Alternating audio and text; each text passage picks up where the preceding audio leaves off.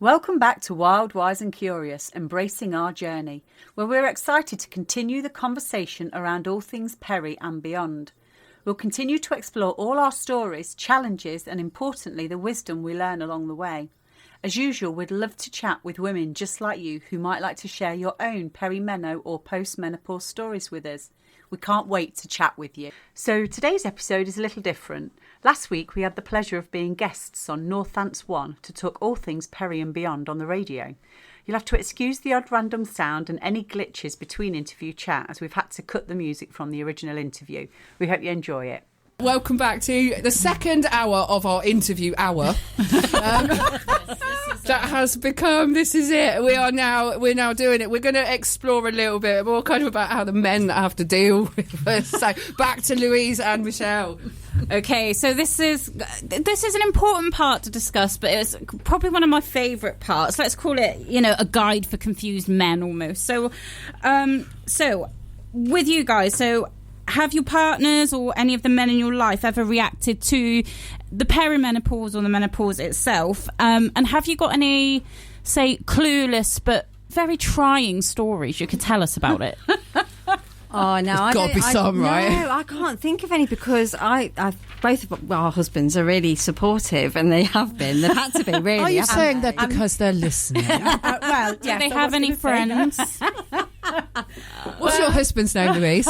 Gavin. Big shout out to Gavin and to Tom listening at home today. On their way to Leicester City. Well, Tom, not Gav. No. Oh, love that. No, our partners have been really, really helpful and really supportive, haven't they? So I think it's really hard. I can't think of any funny stories, to be fair. I mean, I think I alluded to it earlier on because Tom actually took 2 weeks compassionate leave off with me when I was struggling with mine. that. I love that. And you know what? I can't fault him, to be fair.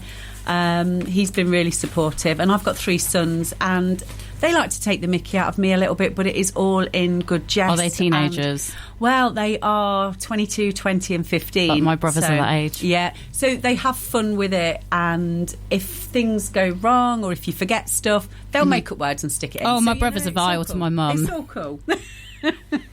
So yeah, we've been pretty lucky, to be fair, haven't we? Yeah, and I think it's those times where you really just need to go back to bed or something like that. It's just accepted and supported, I think, as well. Supported. So that's really important. I'm almost quite jealous at that side of things, to be honest. So let's just imagine for some of the men right now that are listening and probably thinking, I've got no idea what to do when my... What do I do with that? What do I do? Or how can I fix her? Like, she's a big old dragon. Like, I'm scared. Like, do you actually have any advice that actually helps? And what actually doesn't help is one of my big questions. I'd say the first thing for me would be listen. If your partner can listen to you, even if you're feeling ragey, even if you're feeling really down, even if you're not sleeping and you've got all those mental health things going on, if they can listen to you, and even if they've switched off in their head, but they're like, they're giving you the signs of listening and giving you empathy, I think that goes a long way for me. It's just good communication skills, isn't it? And I think that's regardless whether you're in the menopause, whether you're young or whatever. It's just having good communication skills and just being able to talk about how you're feeling on both sides, and just have somebody that you can talk to, because we were talking about this again on the way up, and it wasn't even anything to do with menopause and perimenopause. It was it was other things, and we were saying how important it is to have that person that you can go to. So if you can go to your partner, I mean, that's amazing, but it's also great if you can go to friend. Sarah's my person. Sarah's my person. And it's having a person you can unload to. Because Sarah's probably one of the biggest empaths in my life. Like, I believe empathy is one of the biggest... I had to get it in there. People don't realise how important empathy can be, especially from a male to a woman in a time like this. And that's something that you don't actually see very often, isn't it? No, it's really not. There are a rare breed empathetic men, I find. Yeah, no shade, but it is hard. They're not like us. We do wear our heart on our sleeve, probably our hormones. And we are quite challenging sometimes. Oh, we're the first to admit that we're challenging. And I think it is quite difficult to live with somebody while they're going through this when we don't really understand what's going on ourselves, let alone be able to explain it to somebody else. I remember my mum saying to me, I don't know why your father stayed with me. She said to me, and I quote, I was awful. And the thing is, you hear yourself doing it, don't you? Yeah. I can't keep a man. I'll happily admit that. Some of the phone calls you've heard from me, like, why are we always in a supermarket car park when we do that as well? Because we're always doing the groceries. I was going to say. And it's depressing in itself, isn't it? So, have either of you actually had to sit down and prompt them? So, right, this is what's happening, here's where we're at, and this is what I need from you. Has that ever happened to you? I think in the early days, I got a book or printed something off. Read this. Yeah, and it was literally, I feel sure, unless I dreamt that. I might have dreamt it. You might have dreamt it. Yeah, but and it was literally... Gav, are you listening? Can you tell us? Did she give you a book? Shall we get you guys back and bring the husbands next time? We'll do a men's issue. Yeah, because they'll tell a whole different story, I'm sure. Gosh, that would be 3 hours. Well, that's actually what we're thinking of doing for the podcast. We're going to try and get some of the men on. Because it's interesting to have their take on it. I think it's so important. Because, like we say, they have to deal with us, don't they? Of course. Yeah. It's hard. So, like you mentioned earlier, obviously, as you're both mothers, your sons, your children do make jokes. So, would you say that humour helps within your relationships, or, a bit like me, are there moments where you're like, don't you even dare? Do not even try it. Have you ever had that? Yes. Yes, she said. Go on, Lou. But I think it's knowing, it's being able to tell which side you're going to get, really, I guess, isn't it? So there'll be moments where someone will say something and I'll just look at them and go, no. Don't even go there. So I think it's just having those really good conversations with everybody. Yeah. I just give them the eyes. I've always been told, like, I seem to have very different eyes when I'm about to react, get angry / cry, have a meltdown. The usual. Yeah, I do that too. She does. Yeah. I don't know what it is, but like I always used to kind of get, you've got the eyes on. I'm like, no, I've not. That the more they would say that, the more I'd get. Yeah, I'd get so pent up about it. But it's so true, isn't it? Like, it happens. I feel like when I feel pent up, my energy enters a room before I do. Yes. Even your voice changed then. Oh. She had the tone in her voice. I know. I was a little bit scared then. Like that. I'm so used to her being like Draw Michelle. And she just went, I'm menopause Michelle. I can do both. That's it, fantastic. All the answers you wish. It is really important, I think, that obviously we've been making light of it, and it is very funny. Of course it's funny, and of course you have to find it funny, but behind the humour, it's tough. It's really tough. And I think that one of the things that I personally wanted to really highlight from today is the mental health impacts on women, but also on the families and the men in our lives as well, because it's almost like I've actually had moments where I've gone, wow, I'm not actually the only one dealing with this. So how did it affect your mental health? Things like anxiety, low mood, identity, all of that. How did you navigate that? Wow, how much do you want to know? Well, you've got about 2 minutes and 10 seconds. I don't think I can pack it into that. Right, so I think I mentioned it earlier on. For me personally, it started with anxiety and panic attacks, not being able to sleep, being crying over the ridiculous things. I could not stop crying. I was proper crying a river, and I'm not exaggerating. It was insane. And as I said, I think earlier, it was a case of, do I need therapy? Has something happened and it's surfacing now? But nothing had really happened. And so when I started on HRT, that kind of helped me eventually. Testosterone. Eventually. Yeah, because it took a while. I mean, I started on estrogen and progesterone, and then after 3 months I went on to testosterone. Testosterone was a game changer for me, mental health wise. After I've been on that about 3 months, they slightly upped my dose, and I felt like I was 100% back in the room. Like pre-uni days, Sarah. Like my brain feels, apart from the bit of brain fog, I feel like I'm totally back in the room, and the anxiety, panic attacks, lack of sleeping, and all of the stuff that comes with that. The stuff, But it's not a cure-all, though, is it? No, because it's not you still have to navigate a lot of other things. So, like, I tried HRT, didn't work for me. Yeah. So it's not for everyone. It's not for everyone. You gave me some herbal tablets, didn't you? What I did. Well, I've got ashwagandha. Ashwagandha, yeah. This was years back. Oh, are you talking about the Lemmy? No, they were like literal herbal tablets. Were they? Yeah, 1,000%. Yeah, I can't remember what they were, but it's eventually that is the key word, isn't it? Yeah, I think. I mean, it's easy for a lot of men. Maybe speaking from my own experience, it's so easy for men to say, "Oh, you're a psychopath," but can we control it? Is the problem sometimes. That's it, isn't it? If you can control it, yeah. So, did you guys recognise it as hormones at first, or did it just feel like you were not coping?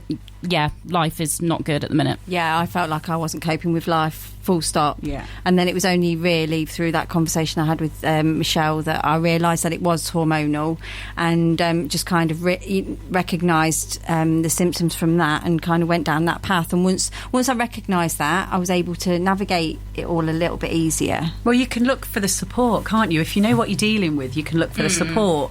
So I think that it's crucial to kind of know that that's the phase you're in, isn't it? Yeah. So we talked a little bit about sort of the mental health side of kind of like the effects on your mental health. We talked about the anxiety and the low mood and things, and talking about was it being recognised as hormones or was it not coping? For someone listening who's thinking that might be me, where should they start their journey to kind of explore this? What would your recommendation be for their first thing to do? So I kind of alluded to it a little bit earlier. The first thing I would say is keep a diary. Yeah. Keep a diary of all your symptoms. Keep a diary of how you're feeling throughout the month, and then take that to your GP, because then the GP is going to have a lot more information to go on. And this is really just from our own experience, because like I've said, we're not professionals in any way, shape, or form. We're just we've just lived through things. We have lived through it. We've just done it. Yeah. And we talk to a lot of ladies that are also going through it. Yeah, we do. So one of the things is to keep a diary, work out what your symptoms are, and then take that to your GP and have that conversation. And there's apps, isn't there? I mean, one that we've both done is the Balance app. It's by Northants Health. Okay. They're a menopause I've seen clinic. that advertised. Yeah. And they have a free one. They have a free one. And we have nothing. We're not endorsed. We're by not Northants, affiliated. but it's so good. Advertising contract here. Wild, Wise and Curious, sponsored by Balance. You can get menopause kits now. They're a bit like pregnancy tests, aren't they? But they'll tell you whether you're in it. Yeah, I'm not. I don't know really how I feel. Yeah, it's like I got told by the doctor, come and have a blood test, and we'll be able to tell you. Yeah, again. Will you? It's more on for our experience. The face Louise is pulling, by the way. It's more on symptoms. I mean, there's 60 odd symptoms. Lou will probably tell you there's a shed load more, because she always tells me I'm out of date and that there's another 20 been added in. So the way that I kind of worked out, or Northants worked out for me, because I went to them with what was going on for me, they have a big balance a checklist of all these symptoms, and then the different severities that where you are with those symptoms. So like Lou says, if you can keep an eye on your symptoms and take that to your GP, then you're armed with power and knowledge, because you've already kind of worked some stuff out. I've got this paper trail of what you've been doing and how you've been feeling. Because it's hard to describe, isn't it? It is, and you don't know what all the symptoms are. So we were talking earlier about tinnitus and vertigo, everyone experiences it differently as well, don't they? Yeah. So you don't always get the hot flushes, because we're always told, aren't we? Oh, they must be getting hot flushes. So you're automatically waiting for that moment that you wake up in the pool of sweat, going, "Oh, I'm in my menopause." And it doesn't happen. Or your periods stop. Yeah, and it doesn't always happen. Well, I'm on a tablet that has, but I'm pretty sure your mine's hormones are all over the place anyway. That's true.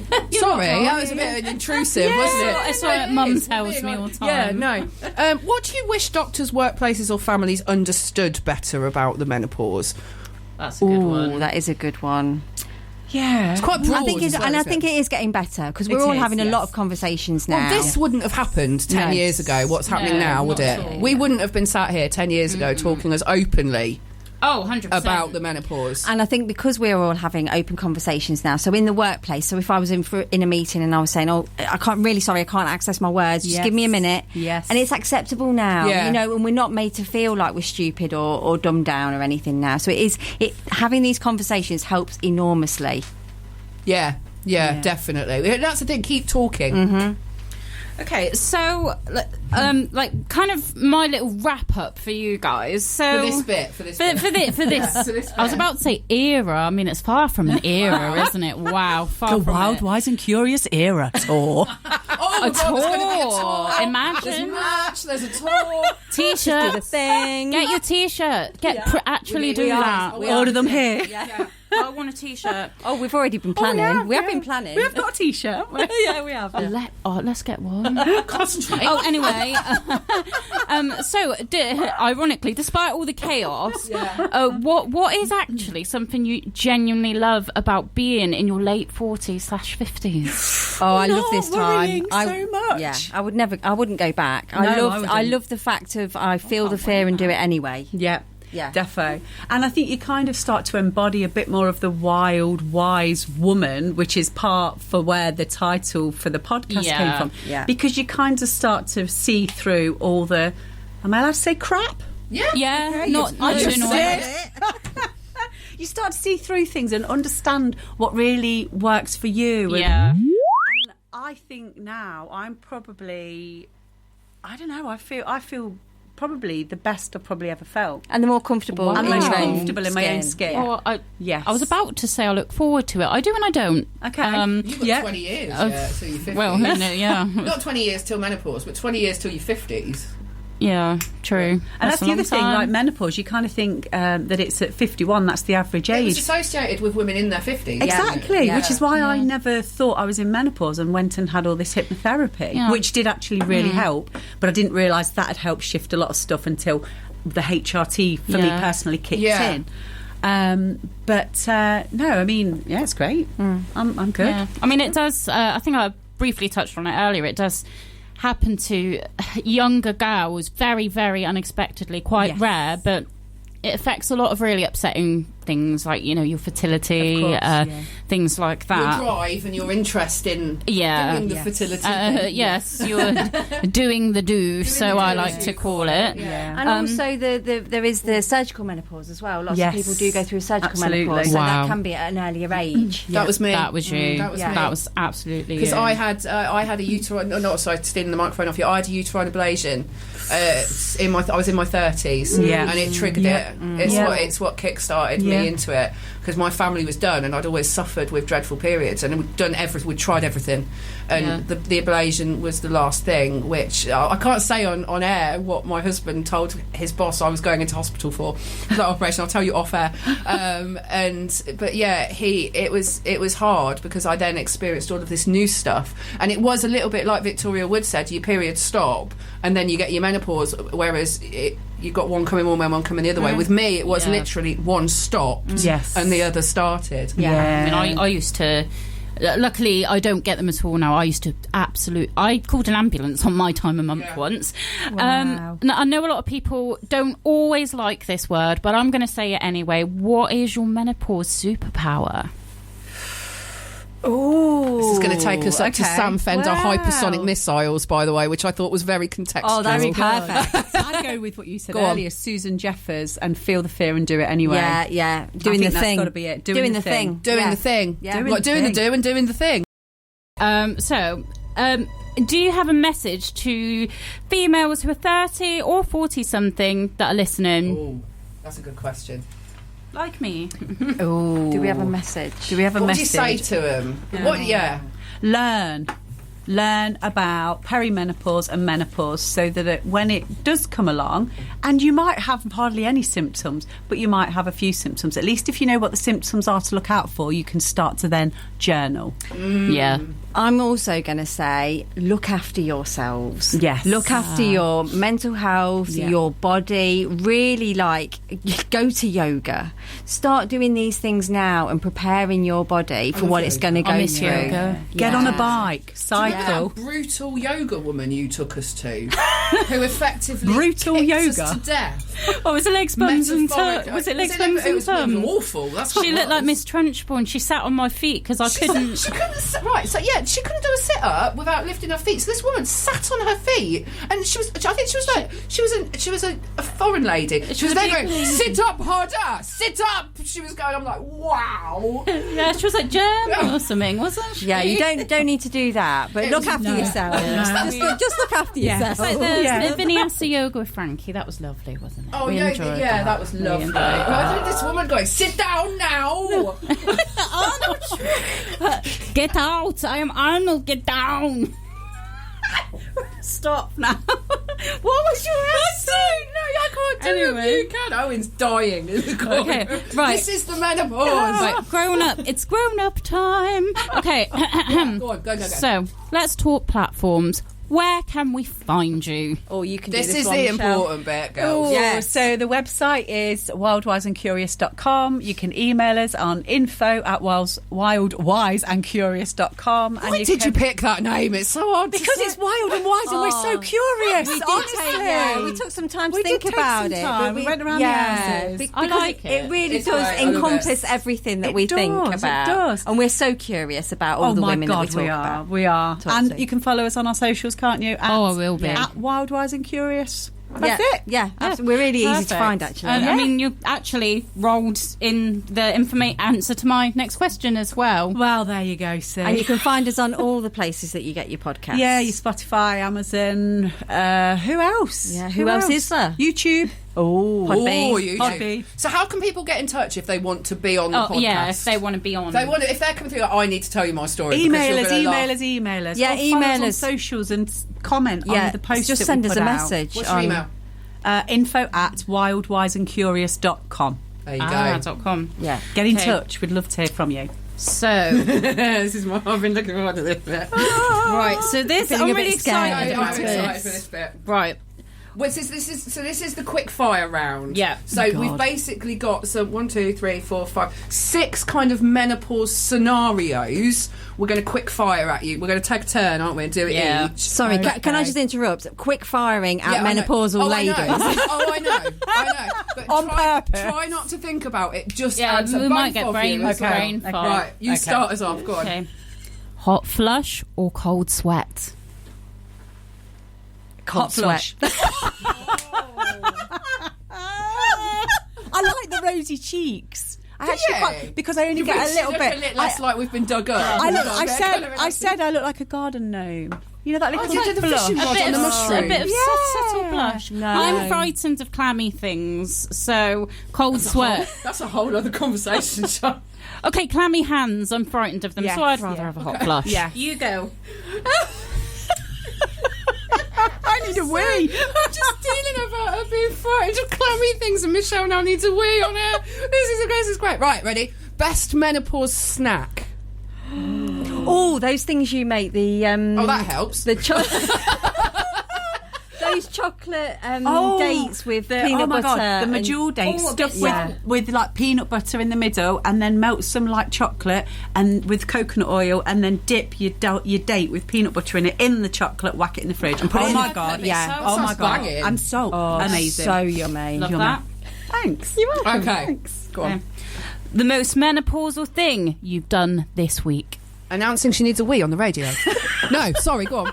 No, my third wee on the radio. Third wee on the radio. I'm holding it in. Most menopausal thing I've done.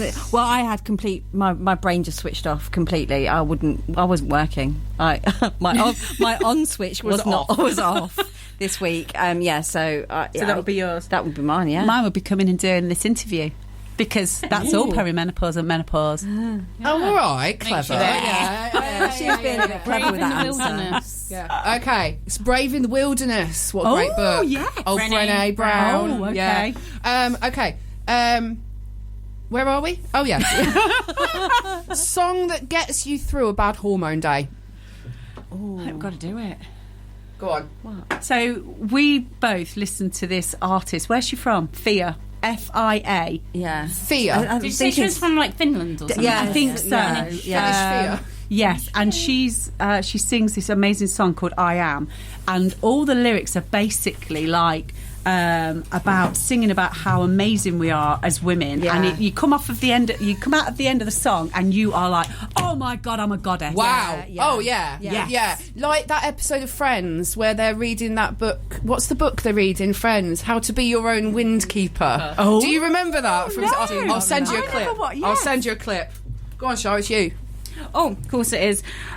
One word to describe the perimenopause today.